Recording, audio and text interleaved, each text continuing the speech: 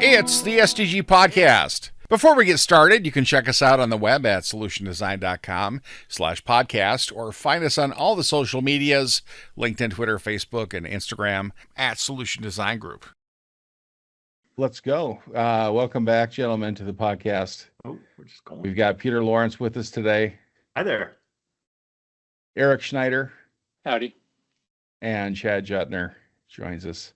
Hey, guys. And I'm sorry, Chad, I didn't mean to talk over you. I'm Kyle Bacher, and today we're going to talk about tech. All technologies. All technologies, future, past. Dog technologies. Small tech to solve big problems, all that kind of stuff. I know, Chad's you're happy with the tech you have generally. You kind of go with what you got until some other reason I try to give you a better camera and you're like, my camera's fine. And so It does look pretty good, I have to admit. He's What's looking that? pretty sharp. he does look Yeah. pretty sharp. I think that's the new MacBook. This one's old, but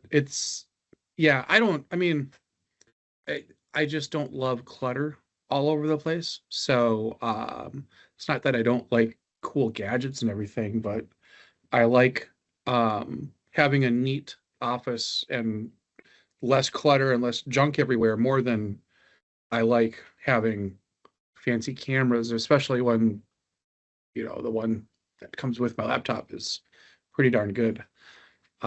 So that's my focus. When I buy new gadgets or whatever, it's really just hopefully to eliminate some clutter, it just drives me nuts. And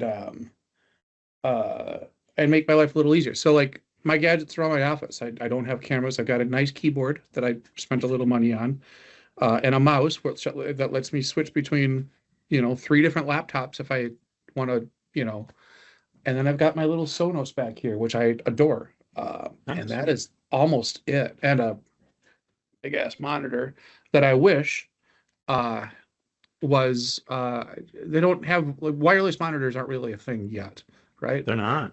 But if there were, I would be super excited about getting one. I feel like if they had a wireless monitor now, it would be burning a hole through your head or something. Require a lot of microwaves.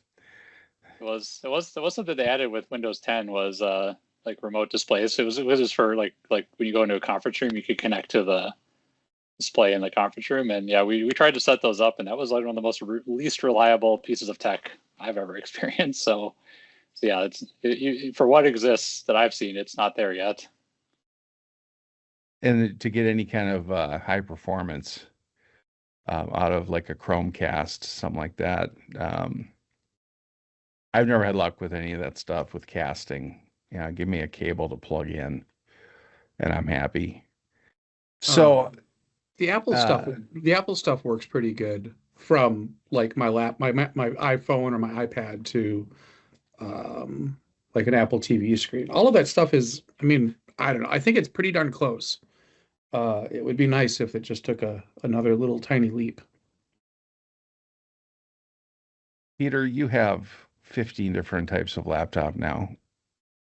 I'm getting there, that's for sure. Yeah, I've and that's, we talk about KVMs back in the day, and we've got these nice little USB-C dongles, those kinds of things. I wish Bluetooth would resolve all of those things too, or something, maybe green tooth or purple tooth or something like that. Because yeah, I agree with Chad. I'm anti-clutter. No, I can't say I'm anti-clutter. I wish I was anti-clutter. I am disgusted by the amount of clutter that I have with all the things that I have hooked up. Not here. Don't you feel better though when you see my office? Don't you feel like, my clutter's not so bad? No, because my clutter is running a close second, I think, with yours. Maybe not quite to the office extent, but that's because I don't have so much stuff coming in and out. I wish, yeah, I've looked for a good solution, a multi-PC solution that just does not exist. They're just not, I don't know. People must only have one computer. Nobody's dealing with multiple, except for Chad and I, who have three.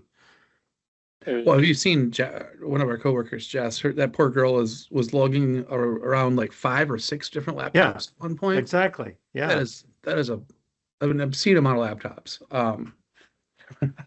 One for each client that she's kind of part of. I feel bad for her. Feel bad for her back. So that's You're a a lot. wagon. Eric, how many laptops you got on your desk right now? None. 0. See? Look, here you go. I know where look, see? None. Perfectly clean. There's an iPad here, but it's because my laptop is inside the wall. See? Oh, that's cool. Being held open by a Pokeball. So that the lid doesn't shut and put it to sleep. Yeah, I find it really, really difficult to like stay on top of the like clutter-free office. I'm trying though. I mean, I keep at it and take stuff out of here, and then people bring stuff back in, and it's a revolving door. Tech though, I think I buy things just to have them, and not necessarily to use them, and then they sit. Um, yeah, I like gadgets, but apparently I also like not having to learn how to use them, so they kind of sit in the box. I've got one of those. What is that thing? It's got like the 5 buttons on it, Peter. Um, Uh, uh, I've got it installed here. Give me a minute. One of those streaming box things. Yeah. The Yeah. Elgato Stream something or other. Some yeah, deck. it's Stream like Deck. Stream Deck. Yeah, Stream Deck. There you go. and I go the ahead. Sorry. the concept is beautiful. The clutter is, again, no. Oh, Kyle, And oh, sorry. I was say, Kyle, I could tell a story of like what you're talking about just like wanting things that makes it feel like human nature. Because it's the time I was the most angry at my daughter, who was like Ooh.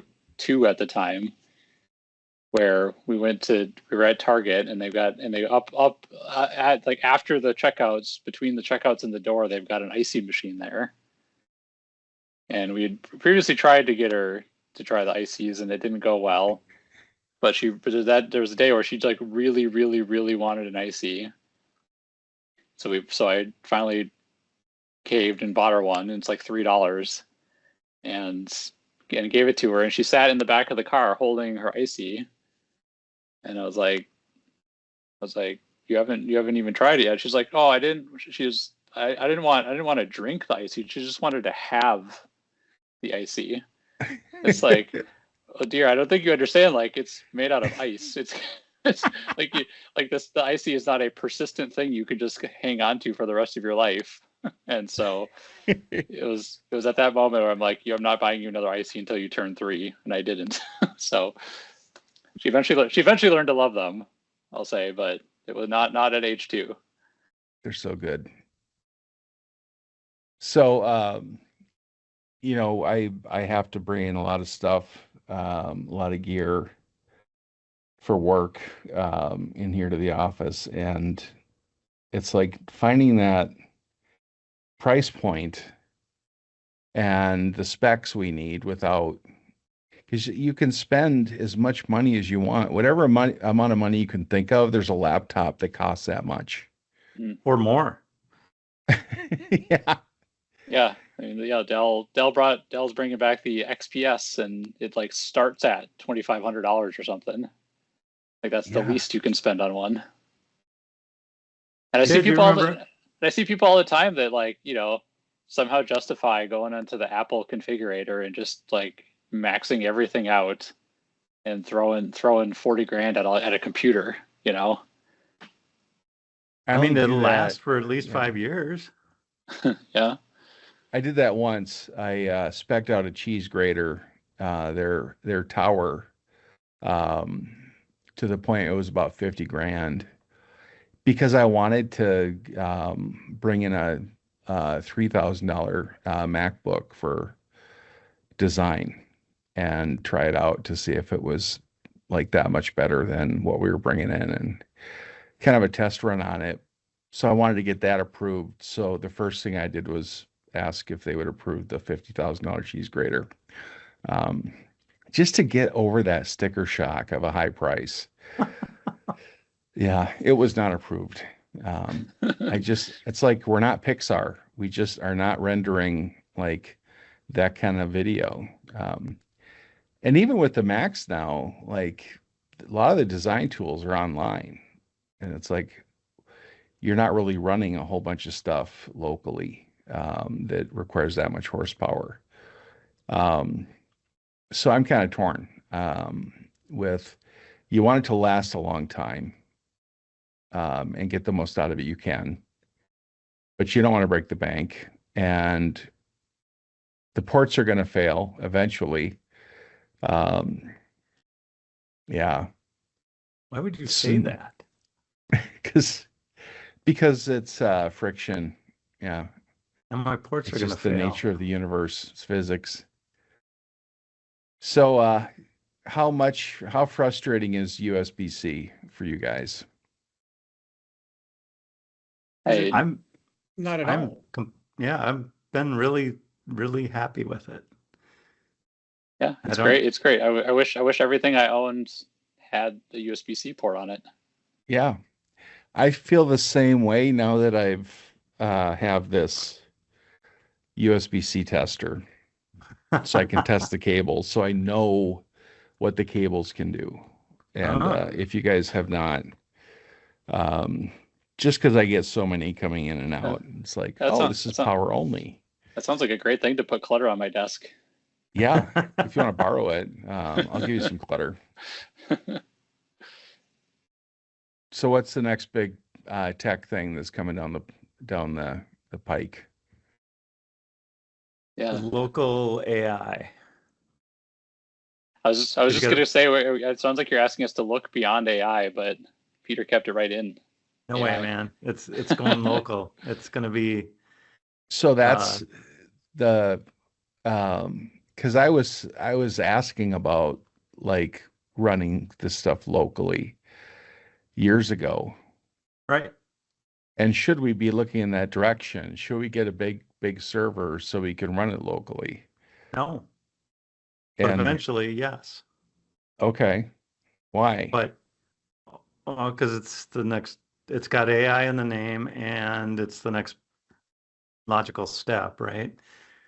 Like It's at some point there's going cloud to be is great, but yeah. So at some point there's going to be some whiplash on cloud pricing, I would imagine, and so it's it feels practically free now, but that won't always be the case. In running it, I mean, just the how it gets costed running it locally is a whole different story. I'm seeing more YouTube videos on building NAS servers, getting out of the cloud with your storage. So I think that trend is starting to happen. Yeah, Usually when there's buzz about it. I I like to think pretend that my local NAS was a long-term strategy to be ahead of the curve, and not just that I didn't adopt the cloud and then out of stubbornness, and then it came around full circle. I do both. I back my local NAS up to the cloud because fires. It's Yeah. the one thing that concerns me. At least about my NAS, not really about the one thing that I'm not sitting thinking about fires all the time. Don't get me wrong, but it's just one of those things that you really don't have any control over. You come home and fire is there. It's done what it does. Trees are no big deal. Trees fall all the time. My house has been proving that over and over and over. Onto cars, onto houses, onto fences, onto almost onto people, but not quite. So Yeah, I guess now you make me nervous because knock on wood, that we have 100-year-old trees in our yard, and we've so far come out unscathed. I got one more tree that's gonna possibly be a problem, and then the rest are, they got to get a lot taller to get to my house. But Give them time; they'll get there. they will. They keep growing. I was really pro tree before I bought a home, and they are you got to budget. If you're going to buy a home and there's a bunch of trees in your yard, start putting away, start a College tree fund. removal budget. Yeah. Yeah, I've had to have 3 taken down. I had one get hit by lightning that took our power out in my neighborhood, and one fall on my house, and one fall on the car, and one fall on the fence. So it's just. we have battery operated chainsaws. We have battery operated snow blowers. We have battery operated this, that, and the other thing. Is that the future, or is that the middle? The future is better batteries. That's what I think. Yeah, it definitely is the future. It's so much more convenient, and it has so many fewer moving parts, and is compatible with every potential source of energy in the world. Like the battery powered. If you have the right adapter. Well, I was saying, because you're assuming that it's generated by some some facility outside of my house, right? It's gonna come in as electricity, but my gas powered snowblower only can use mashed up dinosaurs as a power source. Or corn. It could use corn. Well, except that the corn is grown by taking the mashed up dinosaurs and turning it into nitrogen, and then and putting that on the ground, and then turning it into corn, and then turning it back into in the equivalent of mashed up dinosaurs. So yeah, it feels like we're just doing busy work at that point. It's a circle of life. Yeah. Speaking of mashed up dinosaurs, Chad, you ever going to convert your classic car to electricity? Probably not that one. That one is my dream car, so I'm gonna leave that as pure as I could. But I have toyed with the idea of doing a resto mod on a truck, right? Like an older truck. That would be a fun project. Toyota pickup, perhaps. Well, we'll see. I was in a hit and run accident last weekend, and my truck is currently being assessed. It's being assessed. Yeah, I broke my thumb in the accident. Wait, no, really? Yeah. Oh yeah. Oh man, I had no idea it was that severe. Sorry, man. Oh yeah, it was last Sunday. I took a Jeep Cherokee right to the face, and holy cow! Do not recommend it. But yeah, I mean, a Jeep Compass though, no problem. Compass would bounce off. A Cherokee, yeah. So yeah, I am currently in the process of waiting for the collision center to tell me how much the damage is on my truck. I'm really, really, really bummed out because I bought the truck thinking this is going to be a truck that's going to last 30 years, right? Like that's why you buy Tacomas, is because they never break. Yeah. They're indestructible. And mechanically, yeah. So unless you throw a Jeep at them, and if there's frame damage, I will have to buy a new truck. If there's no frame damage, they will fix it, and I'll get it back sometime in a few weeks. There you go. The neat thing though was, speaking of technology, this happened in Northeast Minneapolis, right outside of Stanley's Bar on Lowry and University. Okay. The bar had security cameras outside and around. So the hit and run driver, there's a third car involved that hit the Jeep Cherokee, that launched the Jeep Cherokee into mine. That guy took off. That guy completely disappeared. And thanks to advances in camera technology, they were able to find not only find the car, but zoom in and get like the actual license plate of the hit and run driver. Whoa. I just got the video and everything last night. I'm going to record this episode and then head down to the second precinct to hand that over to the police department for their investigation.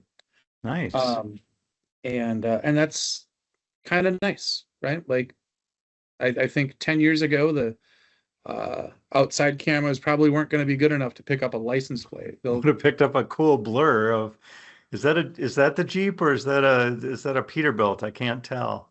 But yeah, I mean, I've seen, some of the other examples. I mean, yeah, it's cameras are getting progressively better. And in this case, it helped me out a lot.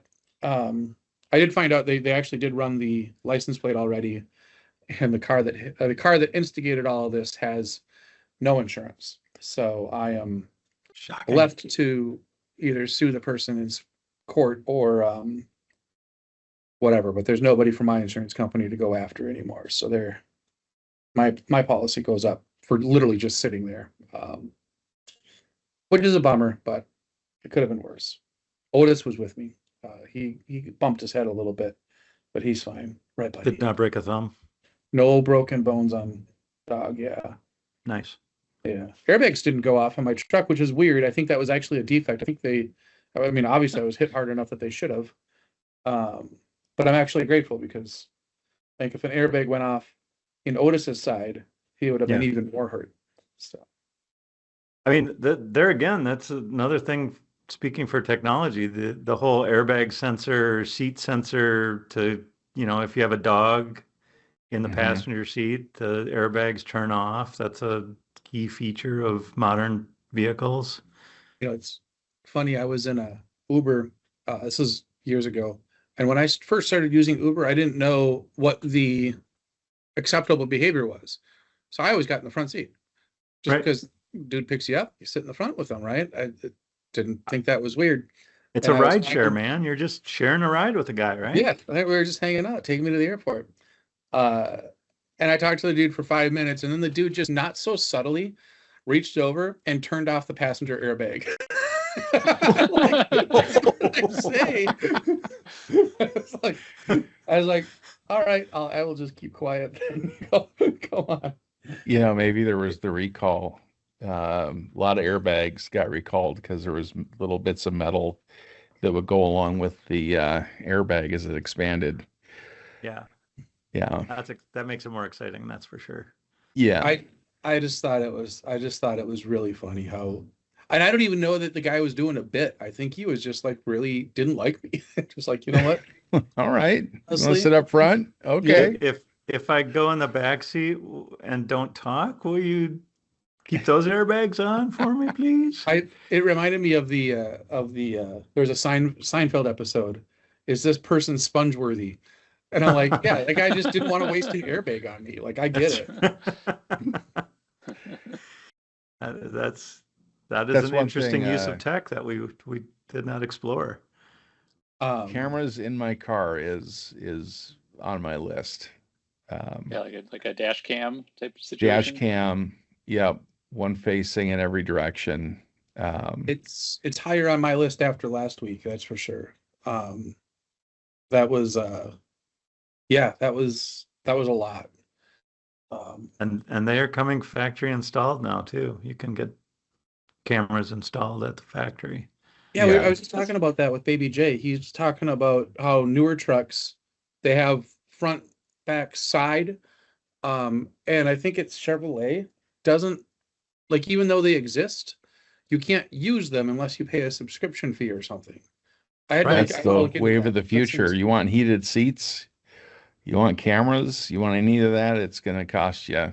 Yeah. I want to look into that. You want to be able to put the transmission into reverse? Got to pay. Yeah.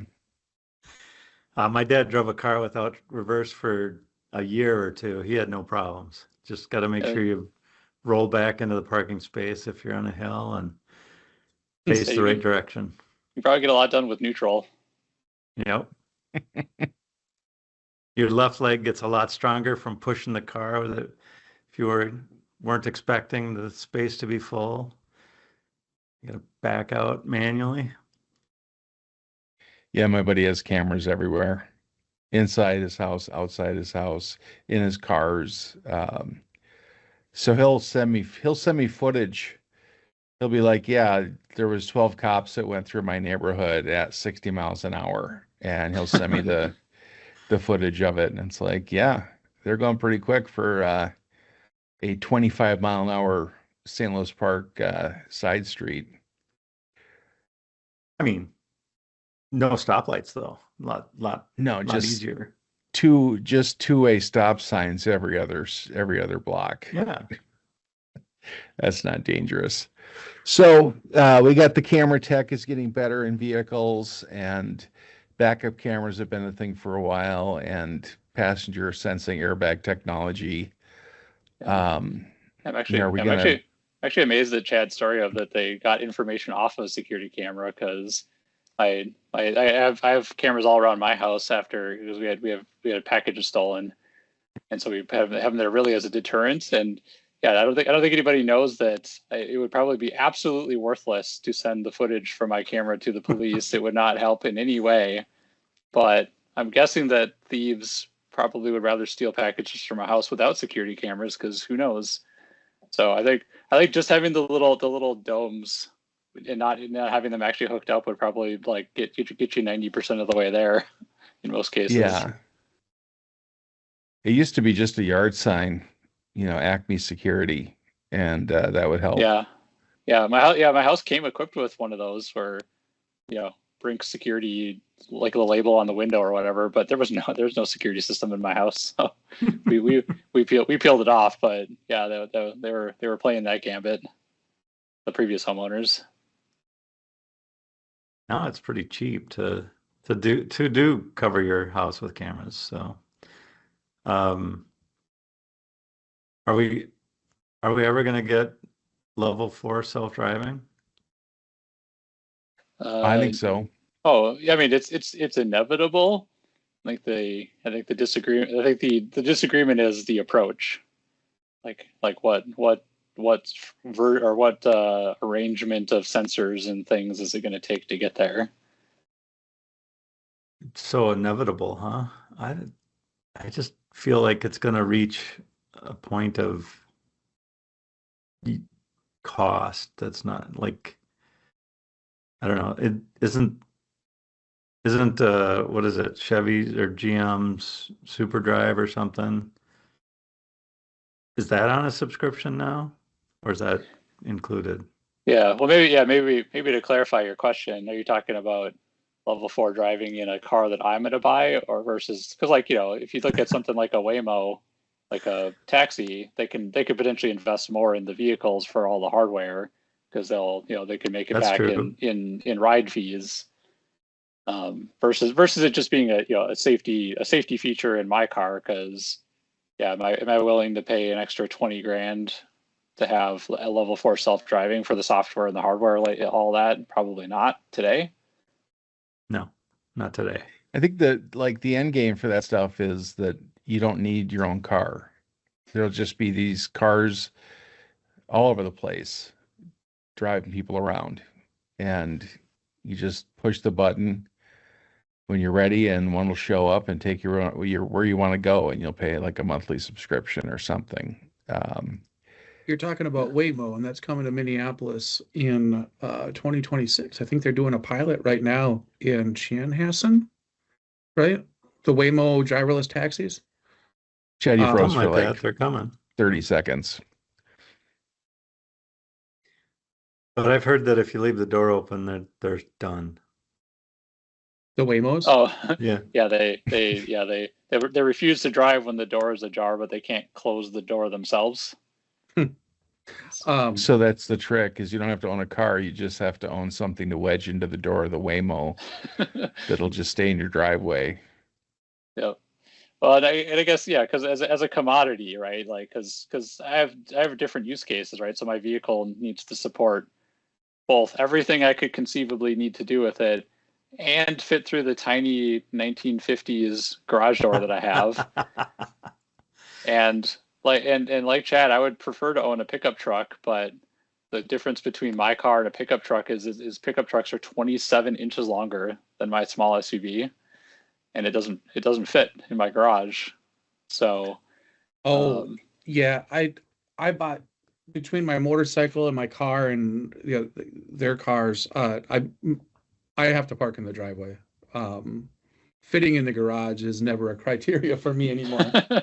Um, I have too many toys out there for that. Between whatever. Um, well, but that's yeah, and that's actually the constraint, because it's not that a truck wouldn't fit in my garage. It's that it doesn't fit in the garage and allow me to keep all the woodworking tools I own. yeah, Like, exactly. I mean, I have what do I have? 3, 4 smokers in my garage. right? And but I did have a conversation. I'm like, even if I got rid of those, right? And that my truck would fit in my garage. They don't want the truck in there anymore because it would just make it too tight. And I'm like, oh, Right. all right. Well, I might have to build a spare garage or something. You Yeah, poor so- guys.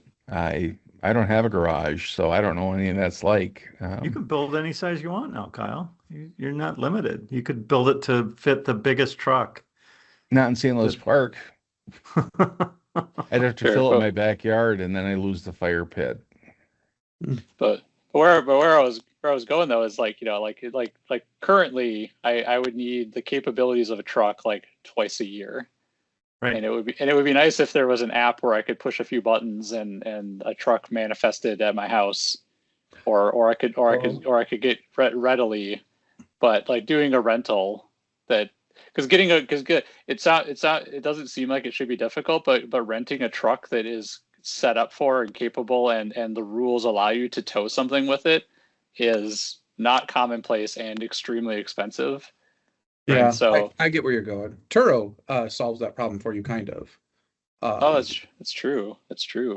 That's what I use when I go on. If I go on a trip and I want a car, I always go to Turo because I want something stupid, right? Like we go down to Florida and I'll rent a Porsche instead of like going to the dealership and getting. I mean, everybody's got a Mustang. That's not really special. So if you get a Mustang convertible, you can at like Enterprise. Great. Right. But I use Turo for my special needs car rental stuff. They have one. Yeah, They have a few here. Um, there's one guy in Minnesota that will occasionally put his Lamborghini on Turo. Really? Yeah, and I thought that would be a lot of fun to roll up to the holiday party or something in a Lamborghini. But also, um, uh, I don't know. That's a little excessive, even for What's the Holiday parties in most January. out- You can't count on the roads then. What's the most outrageous thing you've rented, Chad, on one of your trips? I had a Ferrari in Vegas once. That was probably the most expensive thing that I've rented. Yeah, the Vegas Ferrari was kind of ridiculous. That was a lot. A once in a lifetime cost, probably, huh? Well, at the time, yeah, but I would I want to go through like the big 3 or 4 supercars, right? Like I want to Yep. rent a McLaren, I want to rent a Lamborghini, I want to Jesus, what are the other ones? So I did the Ferrari, I need a Lambo, I need a McLaren. Am I missing one? Feels like I'm missing something. Bugatti? Isn't there a Koenigsberg or something like that? Yeah, there's some weird ones, but I would like to have an experience in each one of those. Yeah, some of the cars I grew up being like the poshest, most luxurious thing ever, like have become devalued to the point where you could just buy them as a daily driver. Like you Yeah. can get a Bentley Continental now for like less than 10 grand because they're impossible to maintain and all that, but they're out there. Well, It's actually- 10 grand to acquire, and as Chad has found out, sometimes those older cars may take an occasional repair or two. Yep.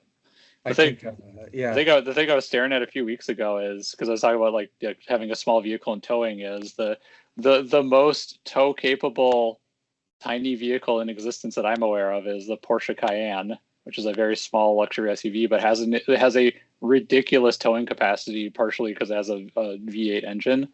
And the first generation ones are now like less than $5,000, and because they were built like tanks, have held up pretty well. Like the major suspension and all that has held up pretty well over time. It's just the technology. Speaking of technology, the technology is not held up in those, but it's an intriguing idea, but I don't know if I want to go backwards in car tech for something like that. Well, that's the other question. Like, Chad, you bought it. I don't know how many years old your car was when you purchased it, like 30 or something like that, perhaps. Let me see, 56. So a car you buy today with Android Auto, dozens of computers, et cetera, going to be around in 56 years? I don't know. I don't think so. It's like I was looking through used cars right now, and the equivalent of what you're talking about, I think, is like a lot of the trucks from 10 years ago have USB, right? But not USB-C like the other USB, which now is almost relatively useless. I mean, you can get an adapter and blah blah blah, right? But all their devices So slow. Yeah, and I think just the software updates alone will make those entertainment systems relatively obsolete, maybe. Right. I don't know, man. Like here's like my truck, the truck that's currently broken. It's got a nice little US or Bluetooth. Like I can stream music to in my truck without a cord, and I love that, right? Like I would never want a daily driver that didn't have at least Bluetooth. I don't know that I want Apple Play and Apple or Android Auto or any of that on the thing, because I've already gotten rid of I don't wear my Apple Watch anymore, just because it was constant. Like it would just and I know you can turn off notifications and blah blah blah blah blah. I just don't need another vehicle for notifications to invade my space, Right. So I am kind of going back to, yes, I absolutely need something to stream music on, but no, I don't need to read my text messages on my car radio, nor would I want anybody else to. So yeah, simple, man. Navigation and music, that's all I really care about. And the navigation is, take it or leave it. I don't necessarily optional. You can get a phone dongle to lock in on your windshield and have pretty good navigation that way. Mm-hmm. Yeah, exactly. I feel like you're overlooking. I in my CarPlay, sometimes I'll scrub through the apps and see what's on there, and I don't know if I could live without the Panera app being accessible through the dashboard of my car. I've never launched it, so I don't know what it actually does. Like if it just like helps you find a location or if you can actually order through it. But yeah, I've seen that somebody at Panera actually bothered doing the work to make it integrate to my dashboard. I honestly used one of those. I can't even remember which one, because I could say that I was here at the restaurant or something like that. I can't tell you which one because I'm not sitting in the car, but it was like the one use case. It wasn't the McDonald's app. I know that. McDonald's app is actually like de-evolved a little bit, where they were integrating all the fancy like the cards on your home screen and all that stuff and whatever, and they've taken a bunch of that away because I'm guessing it was either too hard to maintain or people didn't like it or something. But yeah, it's gone backwards. That's a good point, because I'll stop by the Starbucks at work every once in a while, and either that or Caribou, and the degree to which these companies have made the simple act of ordering a coffee like super unpleasant. I can't stand it. Like Caribou, you go through the thing, right? First thing they say is, "What's your phone number?" I'm like, "I just want a coffee. Like, can I just give you $2 and you give me a tall coffee?" Yeah. And like, "No, we need a phone number for your rewards or blah blah blah blah blah." And then you get to the drive-through window and they shove the thing at you, right? It's on a stick. The Caribous use this stick. Oh They shove yeah. a credit card reader into your thing, and I'm like, All right. And then they take it back, and then they always say the same thing, right? The same stupid thing. Oh, it's just going to ask you a little question there. And I'm like, what are you? It's going to ask for a tip. You pushed a button on a machine, and now you're giving me a thing, and now you want an extra dollar for my whatever, right? Like $2. I just every part of that experience at Caribou is horrible. And then you go to Starbucks and you can't just walk up and order anymore. You have to do it ahead of time on the app. Otherwise, you wait for 15 minutes for your drink. And Right. that's just another special kind of hell. Like they've made the I don't know. They've made it worse by trying to make it better for whoever. Sorry. Chad, I got the place for you then. My local grocery store closed soon after we bought this house, and it's been a vacant lot for over a decade. And suddenly, an independent grocery store bought the location, or leased the location, set up a new grocery store, and it's a one-off. It's not a chain or anything. And the only way you can check out there is by going through the thing and allowing a human being that you have to interact with boop your stuff for you. There's no self-checkout. And then once they figured out how much you owe them, they have to manually type the amount into their credit card machine because it's not hooked into their point of sale, the register. And then you just you swipe your card and away you go. there's no tech there whatsoever. Oh, so store of the future is the store of the past, huh? Yeah. Well, Hy-Vee near me removed all the self-checkout lanes over the last year or two, which I'm super happy about. I don't know. Cup Food still has them. Have you heard how like Target approach? So Target is like a big self-checkout culture, and obviously people steal a lot from there, but they seem to have a very particular approach to how they deal with theft, where they don't ever want to be confrontational, because being confrontational leads to people getting hurt, right? And they don't want to call the police because it looks bad at their stores. And so my understanding, because I've seen some like the after effects of this, is that they can track you over time. And so if you're like, like obviously, like, it's one thing if you just like mistakenly don't boop something, right? That's no big deal. But if you're like repeatedly pretending to boop stuff or just stealing stuff or whatever, they'll track you over time and tie you to an identity and figure out who you are, because they're good at tying it all together for marketing and all that. But and then once you reach some threshold, they'll report you to the police, and then the police will just come straight to your house to arrest you. So it leaves the target location completely out of the loop, so it's never visible. But apparently that's how they handle it, which is kind of gross. But yeah, I don't know if their PR department is doing this or what, but like Target is being sold as having like world-class labs and forensics.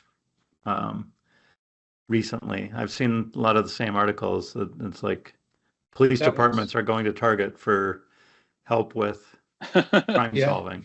That was the thing. I was a Target employee for a couple of years in mid 2000s, and I remember specifically at one point, because this is when mid 2000s is when self checkout at other places was starting to kind of catch on, and I remember at a town hall somebody asked the question like, "Hey, Target doesn't do self checkout. All of these other, Walmart is starting to experiment with it." And the response from the CEO at the time was, "For as long as I'm in charge, Target will never, ever, ever do self checkout, because we are all about the customer experience, and we feel like that detracts from customer experience, and it also detracts from revenue, because at the time, like, the lanes were always filled with multiple like bubble gum and little toys and whatever else." Yeah. And I think it was the year after that dude left, all of a sudden, self-checkout. I forget the name of the CEO at the time, but that was that was an official company position for a while there. I guess it doesn't surprise me that forensics is a big thing, because I feel like they build Targets, the interior of them are like twice as tall as they need to be, because if you ever look up at a Target, there's like 3 cameras for every square foot of the ceiling. But I feel like the ceiling is high enough where like what you're normally looking at, it's like out of your field of vision, so you're just not mindful of it. But yeah, they have more cameras than I can imagine, and all that footage is apparently going somewhere, because sometimes you never know, because there's definitely places where they'll have a camera and it shows it on the monitor to as a deterrent, but that's it. That's the entire closed loop of it probably. And they do the same thing at the self checkout where they show you the camera feed from your checkout, but it turns out that that data goes somewhere and they're doing something with it. So I think with I'm curious, how big on coupons are you all? Because only if it tells me there's a coupon, and it gives it to me at the time of checkout. it's just a coincidence that there is. Yeah. Because as far as I've gone is I might join the rewards program if it's like automatic where you get some benefit for it without having to work at it. But the Target one in particular, you're intended to go in and you have to like manually clip the coupons in the app, and for some of the things, yeah. I just want the gas pumps to stop asking me if I want to use my Cub Rewards card. Are you sure? You might. Maybe this time. I don't have this time one. You should. Yeah. It's I don't like being marketed to at the pump through a screen. Like, I don't know. You think AI the will fix that? intrusiveness of technology, I think, is have we peaked yet? Or I think gas pump facial recognition, like you're going to get targeted ads at that gas pump instead of just whatever, right? I mean, it would be such an easy thing to do, right? There's Kyle again, we've got your license plate, we've got your face, we got everything that we need. And then we have your coffee and your donut bagged up for you and your breakfast sandwich. We're ready. Well, just think about how just fire it through a pneumatic tube right to you. Yeah, the joke. I mean, I don't know how real it is, but like sometimes people will make the comment, "Hey, we were just talking about this thing. I think my phone heard it because now Facebook is marketing this thing to me, right? Whatever that is." And I don't know that that's a real thing that's happening, but it does. It's real. Pop up. Yeah, I think but imagine like just having your Facebook account or whatever social media profile or whatever public profile you have tied to your face in a way that a gas station pump can get to it. It's not a huge leap, right? I mean, you could almost do that today and then get whatever, right? Hey, it looks like your truck's a piece of crap, here's a deal on a new GMC Sierra or Toyota Tacoma or whatever. I bet you could go right from the auto dealership to the gas station pump looking at what you got going on. And holy crap, I think I just had a great idea. I'm gonna have to Well, they're doing dynamic pricing now where different pricing for different people. Pricing.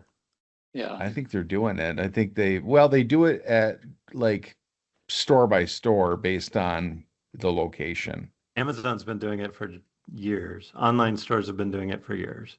Target's been doing it for years. I mean, they got in trouble for doing it because some of the prices on basic needs in some of their some of their stores that do have a problem with shoplifting, I mean, that stuff went up. And I think it was a news story a decade ago, maybe 15 years ago. It was kind of a big deal for a little bit. Diapers in Wayzata were cheaper than diapers in the Northeast Minneapolis location. Something along those lines, or baby formula, or whatever it was. Yeah, it's gross. I do have a bone to pick with Amazon though, because one of my old man mentality things is if I'm going to buy something on Amazon, I'll copy paste the URL to camel, which gives you a price chart of that product for all of time. So I know, so I could feel reassured that I'm not getting ripped off by whatever the price is today. And obviously Amazon's well aware of that site and that psychology. And so they finally put a price chart of their own right on the page that is a complete fabrication and a lie. Oh, nice. So people that don't do they wouldn't do the due diligence of like comparing the two would easily get duped into being like, oh yeah, this is the best price it's ever been right now. even though it's like even though it's absolutely not. So I'm a little scorned by that recent edition. Yeah, I often search cookies wiped out, all history wiped out, go searching for stuff and then click through and put it in the cart and go from there. But it's yeah, it's just a game. We're we're bound to lose. There's a book from Cory Doctorow on it that our book club is reading this month about the You did say, enshittification of things and how that proceeds and progresses from giving value to the consumer, giving value back to taking from the consumer to the business, and then back again to the middleman. So it's an interesting read. Not sure I recommend, but I don't recommend against reading it for sure. They talk about Yeah, shrinkflation, things like that. No. just like technology getting like the user experience is becoming worse. Right. Facebook and how people talk about how Facebook has gotten so much worse than 10, 15 years ago, right? It's because 10, 15 years ago, you would see only people that you were connected to. Now you see only ads that you're connected to and maybe occasional stories from 6 years ago from somebody that you knew outside of, but the latest and greatest Kyle stories may not come through forever just because not monetizable. I mean, I simply want it chronological. It's such Right. a simple, you know, uh, It seems so easy. it is mildly infuriating. And yeah, I mean, they've created something that is less and less usable and less enjoyable almost every time you see log in. Okay. Chronological So timelines aren't. is the next big social media platform going to be just your friends list and a feed, and it's going to get rid of all of the other stuff and just No, give you that basic no, functionality? nope. We had that 20 years ago. That was over 19 years ago when Facebook was released. Yeah, but it's never too late to, Shareholders fix demand things, value. right? Yeah. And the only way Yeah. to get value is to change your model to more ads. Cheapen that food service companies, dehydrated French fries. Oh my gosh. Don't get me started. Well, The yeah, cheapening. when I fall into a targeted ad that I don't want, like that I actively don't want to see, that's the point where I become very aware at how many items on a social media feed are ads, Right. right? Because it's like every third post or something. At It's actually least. shocking. Yeah. I don't know where I was, but there's usually some kind of tell if it's an ad or a sponsored thing. And now, like when it loads, there's a delay before the little sponsored thing comes up. Right. Yeah. It's like, okay, Just we're going to tell you, but not right away. There's tech, there's psychology behind all this stuff, and it's just the things they can do with A/B testing are remarkable. right. And it's like at some point it starts out with a huge benefit to the user, to the customer, Right. because you have to get them. You got to get the hooks in them. Once you Yep. got them, then you start cheapening and messing with things, but you try new features. You're like, we want to make this better and add these features, but we also want to make more money. And yeah, it's a constant battle. There's no winning it. Yeah. It's just, There's YouTube channels I will never click a video on for, but also those YouTube channels really want me to. So yeah. and there's no way for both of us to win in that equation. Well, we got 1 minute left. Any parting thoughts on this exciting topic? Whatever the topic was. Yeah. Yeah, I was hoping Chad would have a way for me to cut 27 inches out of the middle of a pickup truck, but alas, I'm on my own. I have a cutoff tool. I think we could do it. Yeah. We'll talk Yeah, offline. I need one of those. Yeah, like the big, like the ones that you cut the sidewalks, the lines in the sidewalk. I need one of those where you could just go around the whole truck. I've seen ads for these laser cutters online, and then welders. They do it all in one. It's going to be amazing. Big plasma Yeah. cutter. Water jets. Yep. There you go. All right. You heard it here first. All right. Well, thanks for everything, gentlemen. Thanks for being here. And until next time, we're going to say goodbye, everybody. Goodbye, everybody. Solution Design Group is a digital product consultancy in Minneapolis. Check us out on the web at solutiondesign.com or look for us on Facebook, Twitter, LinkedIn, and Instagram at Solution Design Group.